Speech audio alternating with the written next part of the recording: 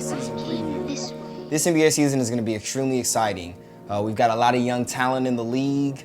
There's many players that have moved around or gone to new teams. We have LeBron James now in Cleveland, who's returned.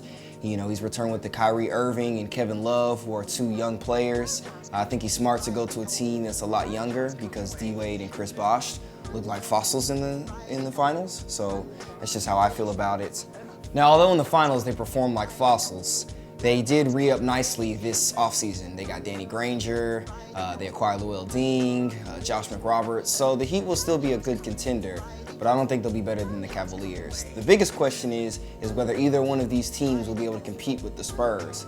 Because at this point, the Spurs have proven that they dominate the West and that there's not another team that really can compete with them at this point. But I think their biggest contenders this year are going to be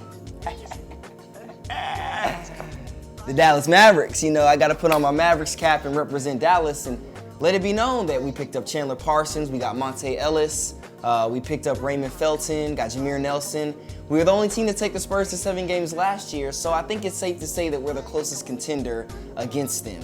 And I'm confident that we can beat them this year, which is why the Mavericks will be my dark horse pick of this year. I think they're going to perform a lot better than people expect, and they could have a potential to get a title run. My pick to win it all is actually the Cavaliers, but I feel like the Mavericks are a dark horse team that could, upset somebody. My surprise team would definitely be the Golden State Warriors. I think that Steph Curry and Klay Thompson as being the best backcourt in the NBA are only going to get better, and as they continue to retool and bring in Steve Kerr, unfortunately they got rid of Mark Jackson, but bringing in Steve Kerr, he's a great mind as he is, I think they're going to be very successful.